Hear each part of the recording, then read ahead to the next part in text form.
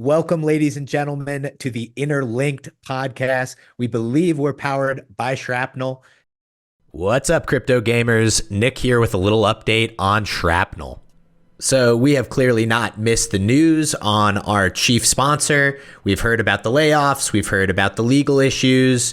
We've reached out to the team, and our former contact, who is no longer at Shrapnel, assured us that they are still working on the game. I know they're posting about controller support. They're posting about a new AR that'll be coming to the next Access event, but we're a little sparse on details. They, as far as we know, still sponsor the show, and so we're making an ad to update our community on what we know from our perspective. If that changes, we'll make sure to update this with better information. Hope everyone stays well and has a good crypto gaming week. Huge shout out to our sponsor, Playa3ull Games. They are inspired by gamers and funded by their community. They have a epic game on the Epic Games Store, a third-person shooter called Nexus. Hop on in there and check that out. They're also currently selling nodes, so if you're interested, check that out at their website, playable.games. That is a 3 instead of a B on Playable. Now strap in for the rest of this episode of Interlinked. Today, we've got the three of us here, no guests. We're going to be getting into some current event topics. Wouldn't rather be sitting with anyone on this Wednesday, FOMC day, than Hogsheadcheese, aka Jared and Ben Gothard. How we doing today, gentlemen? Fantastic. I'm doing extra fantastic because, as you guys know, that nobody else knows, tomorrow is a very special day, and we will all be doing some IRL hanging out, which I'm looking forward to maybe as one of the pinnacles of life. So I'm fucking stoked. And we get to also do a pod talking about our favorite thing, which is crypto gaming and Web3 and the market. So here we are. It's a great day. And that weekend is going to include a 17.5-mile hike. So if there is never another episode of Interlinked, you guys have the first place to guess. Come and look for us. Maybe I'll post the grids down in the description, and you can start doing a little bit of a grid search. First thing I wanted to jump into today is a big thank you to Jared. He provides all the legal services for the podcast, as well as my own LLCs that I've set up. And I was on a call today with a tax accountant, getting my stuff squared away for the LLCs and for my own personal stuff on the crypto side. And he was like, hey, make sure you do this like BOIR report where you essentially opt in. I'll let Jared explain it because he's the one who actually knows how to fill it out. But he was like, hey, you better fill this out or there's some pretty stiff draconian charges, huge fees, like $500 a day, potential jail time. And I hop right into the email and I'm like, hey, we got to get this filled out for the LLCs. And Hogshead's like, done and done. So big thank you to Jared on that. That was huge. Hey, I'm happy to help, man. That's what we do. But so the Corporate Transparency Act. So imagine your right hand needs all of this information, which would be simply who owns an LLC. It's going to be a copy of your driver's license, either the EIN or your social security number, your home and work address. That's it. The left hand, probably the IRS, already has this information. Multiple parts of the government already have this information, but FinCEN was like, we want to have that information also, and we don't want to ask the IRS for it. So we want to make sure you do it. And to do that, we can have fines up to $10,000 a day if you don't. So BOI is beneficial ownership information. Who owns your LLC or corporation? And do they have any ties to any countries that have sanctions or problems with the US? Basically what this whole thing is about. So you can go online, you can file your picture of your driver's license or other identifying documents, work address, home address, and shout out to Lack of Vegetables, ATN, who handles all of that here at the law firm. He's amazing. But so it's really important that you do this. Now, if you had an LLC prior to the January 1st, 2023, you have until December 31st of this year to file your beneficial ownership information. So, well, excuse me, January 1st, 2024. So if you had an LLC at any time in 2023 or prior, you have until December 31st of this year to file that. If a new LLC is created, you have 90 days to file your BOI information with FinCEN. After this year, if you file a new LLC or corporation, you have 30 days to file it. So essentially, this should be done in concert with you filing your articles of organization or articles of incorporation really immediately. That way you get it done. I have a question. Yes. Now, let's say you have a trail of destruction behind you in the form of lots of LLCs that you don't really care about, but you still made a long time ago. What happens then? If an LLC is not administratively dissolved or terminated or dissolved, depending on what language your state uses, then you still need to file it. Yes. Yikes. Yes. So if you know the state, we can look it up. We can find all those LLCs or corps and we can file all that. That's not a problem. Now, if an LLC is owned by another LLC, you then need to find out who the beneficial owner of the ownership LLC is, and you kind of go deep within that to find it. So Now, Jared, that is essentially, in a nutshell, what you have to do. is that for only domestic LLCs or international LLCs? It's for domestic LLCs. Now, if you have something international that's doing business in the U.S. and it's registered in a state, then you would have to then file it. Otherwise, it's just domestic LLCs, and you file directly with FinCEN. They have its own portal. Now, there is a challenge to this, a legal challenge. It says it's unconstitutional to require this because they already have the information elsewhere, and it's an onerous thing that to do, and the fines are such that, I mean, you're out of business in a week if you, I mean, like $10,000 a day. That's just ridiculous. So, well, depending on your business, but usually the enforcement of these things are stayed if the court is going to, terminate and say, oh, this is unconstitutional. But this was not stayed. So I don't know what's going to happen with that lawsuit. It's going to continue on, and maybe at some point we don't have to file this, but until such time as that lawsuit is decided, we need to file it. So anyone has any questions, reach out to your CPA or your lawyer and make sure those are filed. In other words, if you have an LLC, don't get smacked down because they're coming for you. That's right. Plus, yes, and I'm not qualified to give any sort of advice, but I can say I found so much value in having a good team of lawyers that you can trust and accountants that you can trust, especially on the same team, looking at the same LLCs. Just between both of them, you dramatically drop your chance of like them both missing the ball. You know what I mean?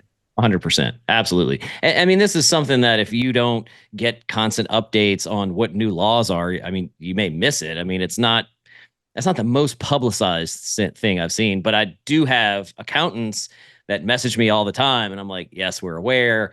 And we sent out an email with all the information to every one of our clients to make sure that they do this and send us the information or file it on their own. Like, we don't care. Just make sure it's done. I mean, it doesn't take very long to file. You just need those documents and get it done. That's my suggestion. Hell yeah. Game on. Speaking of game on, new Neo Tokyo airdrop. Karate Combat. Let's fucking go.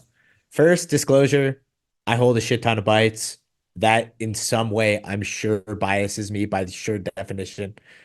So that's the disclosure there. But NT Karate Combat airdrop, top 450 bytes holders were airdropped. I'm not sure what it was in karate, but it was like roughly $100 worth, totaling just about 50K. We had the podcast, had them on Market Monday, had two of the fighters talking shit on Market Monday, which I don't know. Did either of you guys catch that? Not yet. I have it in my queue to listen. I won't spoil it, but if for the audience, definitely go back. It was the most recent Market Monday. Actually, when this debuts, it'll be two Market Mondays ago. But yeah, two of the fighters got on there and they just started like hopped on stage and just started going at each other, just saying the most heinous shit back and forth. That's amazing. I will also say I too have a lot of bites. And so that definitely whatever, conflict there is. But okay, just picture this, everyone. Imagine that you're just on your merry way, down the road of life. You have bites because you're a giga brain. You're part of Neo Tokyo or not. You could hold bites even if you're not in Neo Tokyo. And you just wake up one day and you're like, oh my gosh, I have 200,000 karate token in my wallet and it's just there. I didn't necessarily have to pay for that. And then you start doing some math and you're like, if I had to hold about 810 bytes in my wallet to be able to get that karate token, then that math roughly comes out to be at the time bytes were about $2, so about $1,600 of input that you had to have to get about $100 of airdrop from the karate token.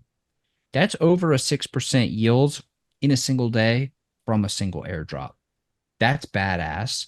And you can then go do stuff with that karate token and like be a part of karate and get in there and learn about probably one of the more visible projects in all of cryptodom. I mean, you know, launching monster competitions, getting tons of people and eyeballs on it, tons of people in, people are excited. Like, I mean, to me, that's just one of the most awesome things that has ever happened with Neo Tokyo. And in my opinion, it starts a flywheel and a really cool one of projects really want citizens to know about their project, or companies want them to know about the project, whatever.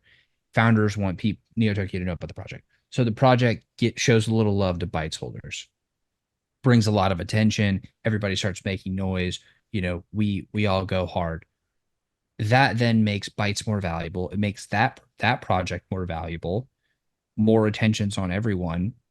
Then we can go and say, hey, this was a successful campaign. We just brought a lot of awareness here. Now more people want to show love to bytes to get that attention. And then bytes increase, you get more yield. Bytes increase in value, increase in attention. That project gets more attention. That happens over and over and over again. That's a virtuous flywheel. So I think the code has been cracked. I personally am supremely pumped about this. And yeah, like GG, Nick, you had a huge part to play in making sure that happened. So thank you very much for doing that. And shout out to the Karate Combat team. You guys are giga chads for doing that. Much appreciated. Stoked to get it over the goal line. I mean, really how it all started too, which was so great, is Ben and I attended CJI, the Craig Jones Invitational, when we were in Vegas. And I forget what you brought up about the Karate Combat team. You mentioned something about them. And I was like, that'd be a dream podcast guest. I would love to talk to them.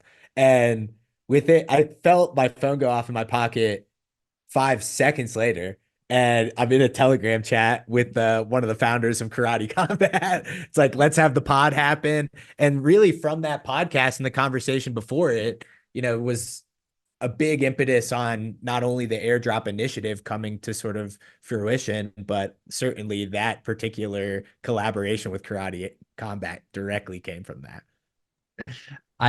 So I hold this belief that the definition of power is the distance between when you have an idea in your brain and when it manifests itself in real life. This is not my idea. I heard this from somebody else, but I've adopted it because, the idea of the Almighty thinks and it is, right? So that's power. So the more powerful you could be is the closest you can make stuff happen when you have it in your mind. So one, I think we should all aspire to be powerful. But what I also think this speaks to is the power of the Neo Tokyo brand, because people want to do stuff with NT, and that is powerful. And so, people recognize that and they're like, wow, NT's building something really cool here. And there are lessons there for other projects for sure, but also lessons there for citizens of like, there's something powerful here. People want to do stuff with Neo Tokyo. there are many things that can come from that. It's a very underappreciated thing, in my opinion, is the power of the brand. Yeah, I think we're sort of, one of the ones that have hung out and, screw around and find out. We're here, we're still doing things. Us three are really just getting started, I feel. I don't feel like, oh man, Neotoki had a great run. Good job, guys. Hang it up. I feel like, man, I feel like it's literally just getting started. Like I haven't even cracked open like the first sort of grain of rice in the entire, field that we're about to go through is how I feel. And it just really pumps me up. And, you guys are amazing. And what you got accomplished, people may say, oh, it's just an airdrop. Man, it's a huge milestone, and it is a big driver for the future, and it is brand awareness, and it is good for everyone. Totally. And a huge shout out to all the other people involved, like getting it over the goal line, news team doing that Market Monday event, all the council members for weighing in on how to do it properly and with the right incentives. Obviously, Firestorm, the AMA team, the whole rest of the squad, including Lack of Vegetables, who we just got to chat with a little bit pre-pod.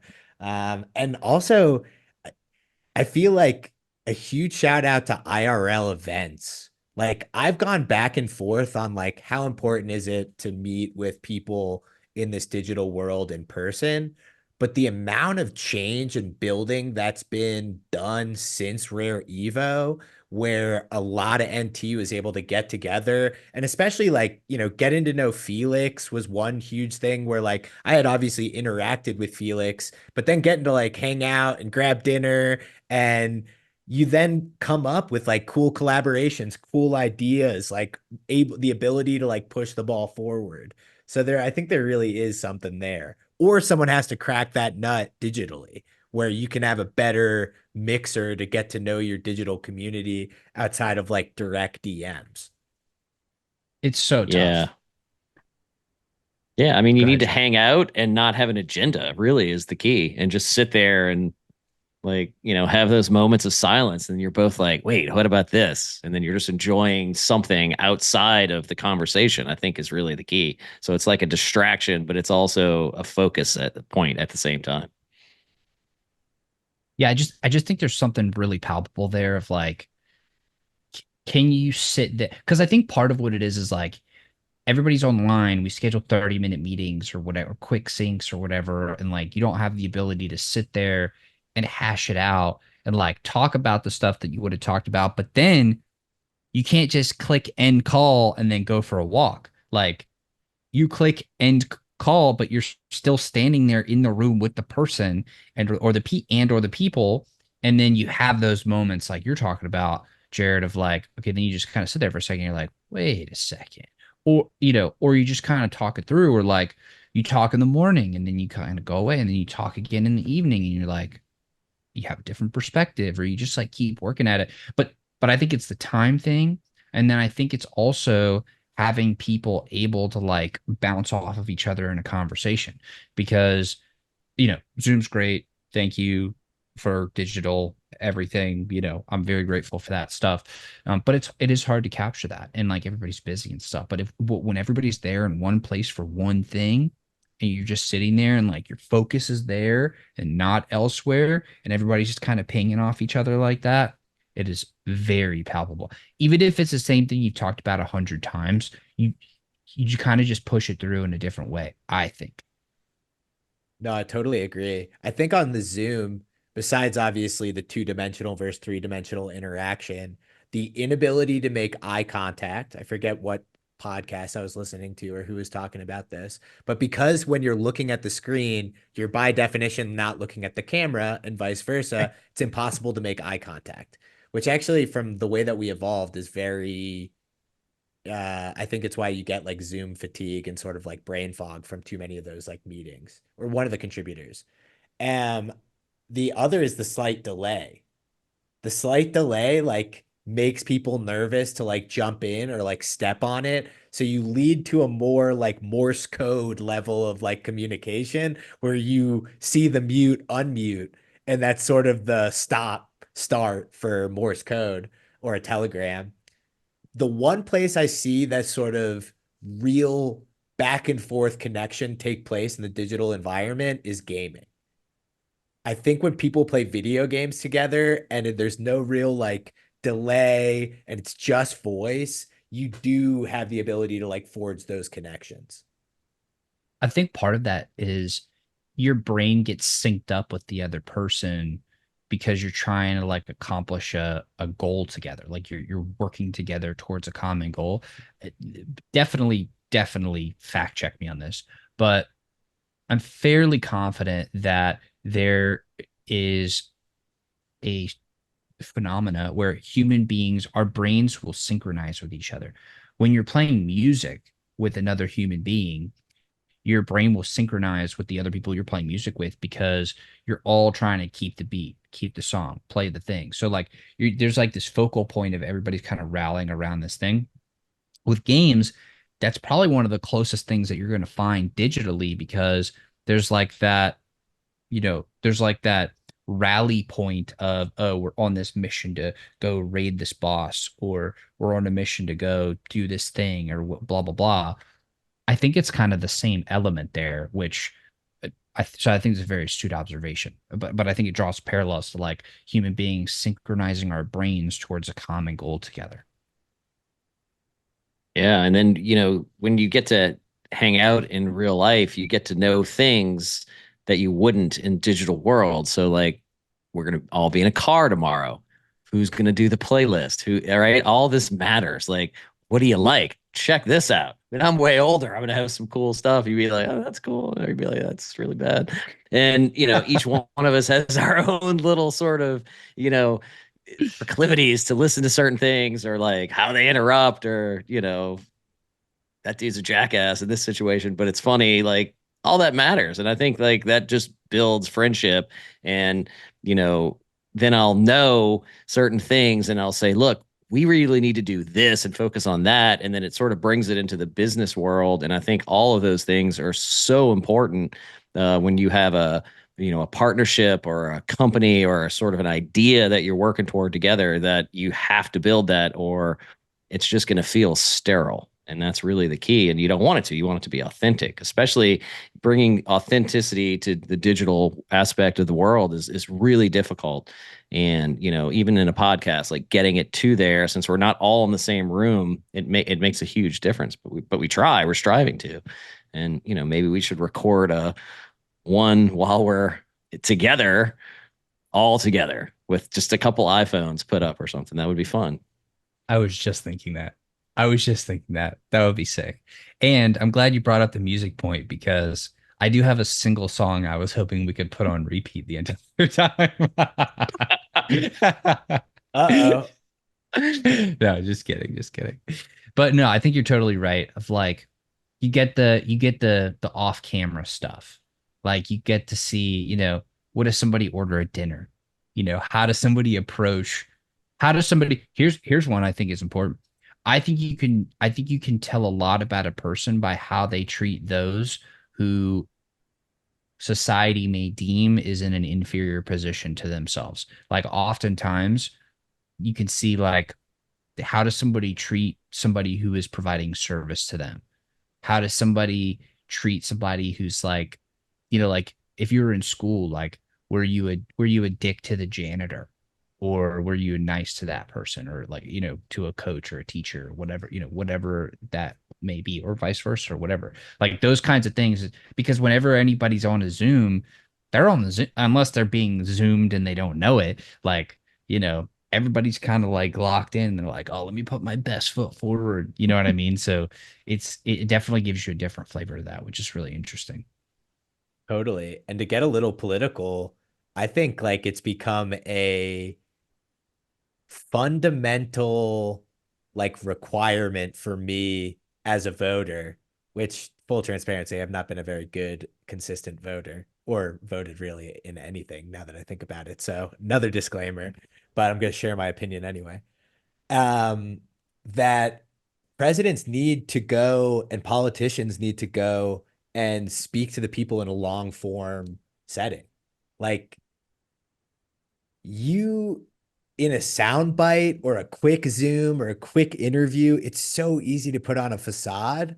Like when you get to the 1 hour, 2 hour, 3 hour, like you let that mask slip. It's impossible to walk a tightrope for that long. Or if not impossible, certainly rare in certainly the population. So I think it's such an important thing that needs to start happening more for that exact reason is you really can't tell a person in these tiny snippets that they're trying to present. Dude, I could not agree with you more. So, okay, I'm just gonna say it. The event that we're going to is we're gonna go hike a mountain for my bachelor party. Yeah. On a mountain, the reason why I love hiking mountains is because at hour probably 3, or whenever it is, people get so worn down. You cannot be anything but yourself. You have to be you. You cannot help it. It's just who you are. Like who you are will come out. I sometimes will struggle getting out of my own head, going on a mountain and just absolutely getting destroyed by rock and dirt and trees and rain and lightning. You find out who you really are and it comes out. That is the exact same. Like, that's the thing. That is a beautiful thing, too, because a lot of people like have a little bit of trouble, like actually being a real human being sometimes. Mostly I'm talking to myself. You can't escape it on the mountain. You can't escape it after that time. It wears you down. It's a beautiful thing. Yes. And so Ben and I are part of the -7 altitude club. So when we hit, I believe every 30,000 feet is another atmosphere. Same thing as 33 feet underwater. These are the things I'm trying to remember. But last time I was on a mountain, I had to rescue my nephew. We were at 12,000 feet. And he had like complete hallucinations and ended up having the beginning of HAPE, which is high altitude pulmonary edema. So I had to lie to him and tell him, oh, we're just around the corner. And we had to actually go higher before we went down. And I was like, this could be bad. Finally, like it was a really long day, really long story, but I'll make it really quick. He was like, dude, do you even know where we're going? I'm like, look, you have altitude sickness. You're insane. You don't know what's going on. Let me explain what's happening. I'm like, this is what has to happen. I'm like, just wake up for a second, sit down, eat this. We made it. We got back down. His coughing was really bad. We had to go to the hospital, but we all survived. It was awesome. So I'm hoping that doesn't happen again in this episode. I've been relatively high a few times. I've never had altitude issues, but lots of people around me have. So shout out to those people who live in Colorado who are going to be like, what's your problem? This is just like a walk up the mountain. Like, it's fine. Bro, that's the thing. That's why I'm like, oh God, people are going to be hurting. Because if you're coming from Denver and you go do a 14er, you're sucking wind. Like, this is 3 times, just shy of 3 times the altitude that I live at. Yes, we're coming from -7. Calculate the altitude since it's negative. Unfathomably higher. It's the percentage gain that you hope for your bags. Yes. That's what you hope for. Crypto level elevation. I can't even speak. Elevation change. It's going to be awesome. I'm excited. Yes. Speaking of airdrops, they might need to airdrop one of us some supplies so we make it, but it'll be good. I'm excited. Yeah, that'll be an adventure, a good old adventure. I'm excited for it too. But to bring it back to the airdrop and bias narrative too, because I do think it's important. Just a little alpha for those of you who currently don't hold bites or who may not be citizens but are listening. Do you think that we would go through all of this trouble to figure out how to do something like this for it to just stop at 1? Question mark. So it may behoove you to pay attention because we may or may not be cooking a little bit more. we may or may not be cooking. Okay, I think we should end that segment there. You guys wanna jump to the next topic? I would Yes. love to. We were discussing before the call. I don't know nearly enough, and I'm a little bit skeptical about this new Telegram meta. Tell me how I'm wrong. Jared, do you have an opinion or a thought on the TG gaming meta or the TG meta? I think that when you have a mobile game that you can quickly jump in for a few minutes while the podcast, you're on the Zoom before things start, you got a few minutes, no one that people are moving in and out. That is a crucial time for someone to hop in and say, let's present something that can fit on this. And I think Telegram is sort of perfect for that. You're already messaging on it, right? You're already thinking this is an amazing way to handle all my end-to-end encryptions, hopefully still encrypted. I think there's some, we'll see. I don't know what's out there in the world, but Telegram is hot. And I think gaming on it is going to be massive. My perspective on this is first we should look at the facts. The facts are Telegram has about 950 million users as of the last count. That count was done before the whole jail time, arrest, blah, blah, blah. When arrests and jail time and things like that happen, it often calls attention to the thing that they're trying to suppress or, damage. I would imagine it's over a billion now. If not now, it's going to be there soon. So there's what, 7 or 8 billion human beings alive as of today. Let's call it 8 just for fun. So that means 1 out of every 8 people on planet Earth is on Telegram. Now, a significant portion of the world does not have internet connection. So they don't even have a chance to have Telegram. They're also not going to be any of your addressable market in any business anyways. So those people are out. So you probably have maybe 1 out of 6, 1 out of 5 of your entire addressable market of internet on Telegram. And so what this means is you have an enormous amount of potential customers on this freaking platform. Also, all of business and crypto just about goes down into TG. Even people that come kicking and screaming over to TG eventually come over to TG. And then they find out it's not so bad. You could, you figure it out. It's good. They have folders, it works. It works. And everybody's on it. And oftentimes, if you really want to actually get in touch with somebody, their main like HQ for crypto business is Telegram. So that means that you have a lot of people with a strong LTV, let's call it, meaning high value people on Telegram. Now you have hundreds of millions of lower LTV lifetime value customers potentially there, but you have your whales and you have your minnows too. So you have a nice spread there. Also, Telegram is built on crypto native rails. So Telegram Open Network, TON, the coin, I think it's top 10, maybe 9 or something right now in the world, billions of dollars of market cap. That is the network that Telegram is built upon. And so what that means is you have, for the first time, a channel with massive, massive adoption that is built on crypto native rails. What does that mean? That means that you can transact natively in the platform without having to leave. It's kind of like Apple Pay with Apple everything. It's natively in there. So imagine if crypto was as easy as Apple Pay. That's Telegram. Okay, now jump into the TG gaming meta. Everybody does these little tap-based mini games. We've seen them, we've played them. They're not a ton of fun. That's the first iteration. That's like judging the internet in 1991.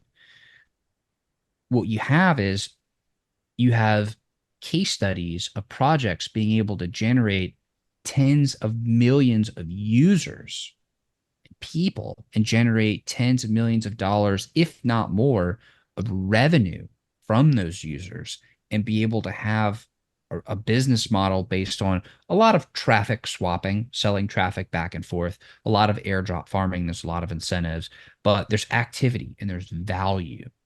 And the Telegram Open Network ton is pushing stuff hard. So you have a lot of developers that are coming to build stuff. And so now what we're seeing is we're seeing some really smart people see all of this activity. And I'll tell you what they're thinking. They're thinking that Telegram of 2024 is Facebook gaming. Telegram gaming of 2024 is Facebook gaming of 2011, 2012. Farmville, Zynga, all that stuff way back when. And so everybody's now rushing to figure out this meta because people are making money. People are attracting millions of users, and you've got the players. In my opinion, it is the first example of crypto applications that are hitting very quickly tens of millions of users. And it's because they're already there and it's easy and they're using it and they're getting bribed with airdrops, but they're still there. And it gives us the opportunity to have a real breakthrough adoption. Right now, again, we're seeing hyper casual, not super fun, but a lot of them. The basic like sit there and tap forever. I don't like those. Those aren't that fun. But you have a few really, really, really fun games that have addictive core loops. I want to shout out a citizen, Coco, friend of the pod. We all know her. She's great. She's working on Goat Gaming. That is a freaking fun business model, or a fun game loop. It is so fun. I think we should put an official interlinked referral link in the description. That's just, I think we should do that. But go check that out and play it. They have Waifu Clash. It is so addicting. It is literally like you have a tic-tac-toe board, they have a tic-tac-toe board, but you're trying to like match stuff up and they have points and multipliers and you can take stuff away from there and then you can bet crowns. You have to spin daily to get your crowns. The more crowns you have, ostensibly you get a bit more airdrop, and they have multiple seasons. It's a fun game loop, but the game is fun. And these people are good. I've been grinding this airdrop myself because I'm trying to, go in and learn about all this stuff. I'm getting my ass kicked in this fucking game. Like these people are so good. I'm like, it's a 3x3 matrix. How many moves could you have? And I get my ass kicked every time. And I think I'm a pretty good gamer. You know what I mean? It's like you have people that are grinding. Okay. So that's an example. People are bringing Wait. Before we go on to the next example, you said waifus was in the title. Where are the waifus involved in this game? Yeah, so they're everywhere because you basically have like these little tiles that fit into the 3x3 matrix, and what the content that goes into the tiles are the waifus, and each waifu has a score. And so there's like 1 to 6. And so if you place down a level 1 waifu, you get 1 point. If you place down a level 6 waifu, you get 6 points. If you put a 3 and a 3, there's a multiplier. So each one becomes worth twice as much. So instead of 6 points total, you get 12 points total. So there's strategery here. But then, and you have the 3x3 matrix here and 3x3 matrix here. If you put one here on the all the way left side, and then somebody else puts the same point one on this side too, they'll destroy yours and you lose points and they gain points. So it's PvP. It's so much fun. It's so cool. It's so much fun. They're doing a really You're great gonna have to job. walk me through when we're all together this weekend. Definitely. It's awesome. So you have the games. Then you have a couple other ones like I think Kokomo is going to be a big one. This is a very talented mobile dev studio that's kind of coming up in the ranks. You have there are a couple other ones. I'm gonna just off the top of my head, I just want to make sure I'm telling you some of the really good ones.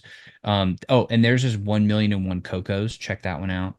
Haunted Space. They came up with a mini game, and I haven't tried that one yet, but I've heard from very reliable source that that is incredibly addicting. Get to 20 minutes, and then talk to me. Um, and then you have just some ridiculous like you're just spinning you're spinning things and it feels like a slot machine. So something like Panda Roll or Boinkers. And I'm just kind of listing random ones at this time. But just go explore because there's a million and one apps here, but there are some really good ones that are kind of up and coming that I think are going to catch fire. And then you have the platforms. And so, you have a couple of really strong platforms out there. Like you have Bloom, you have MemeFi. Um, these have hit pretty mainstream adoption. You have one about cats, you have one about dogs. These have tens of millions of players. MemeFi has, I think, 45 million people in their community. They're doing a big airdrop.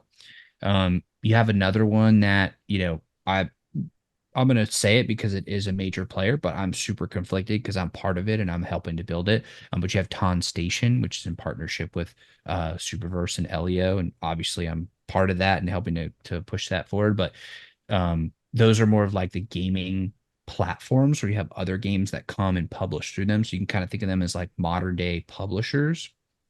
There's so much going on here. There's a whole ecosystem. There's a whole meta, and people are just driving traffic back and forth. But the people that can monetize that traffic well, think like iPhone mini games or Android mini, phone mini games that are just like your hyper casuals. They're going to be the mid course that come out soon.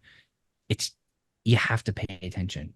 You can't, because this is one of those things where it's either going to go full nuclear or it's going to have a massive hype cycle and then it might just man.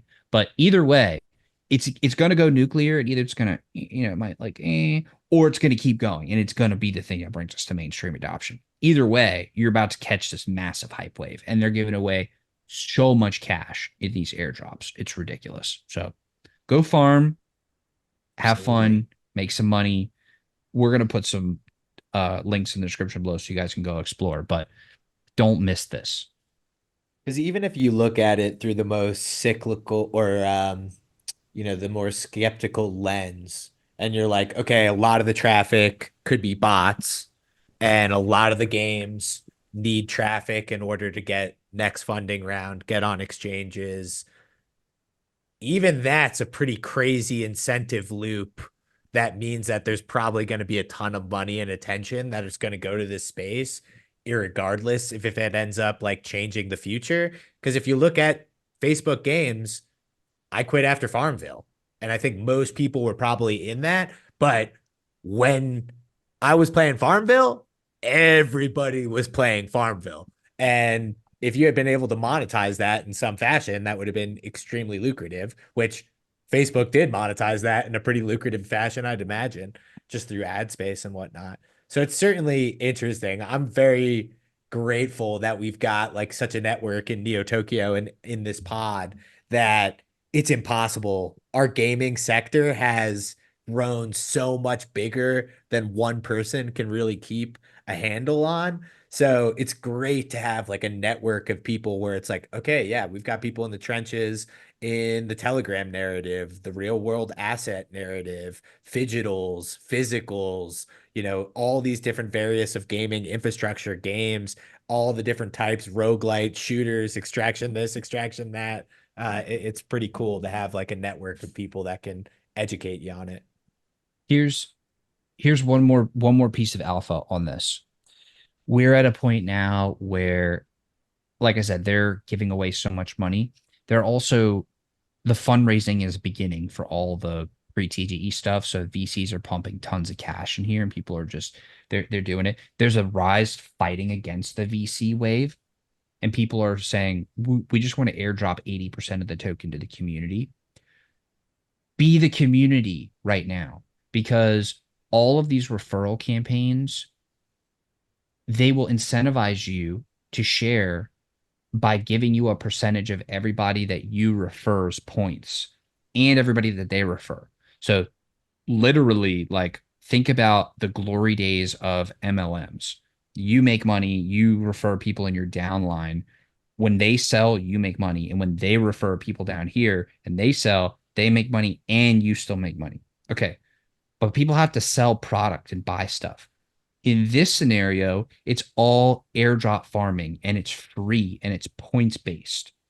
So it spreads so much faster. Everything is exploding so hard right now. And there are people that were really good at MLM stuff that are coming back. There were people that are really good at like Axie stuff. They're coming back.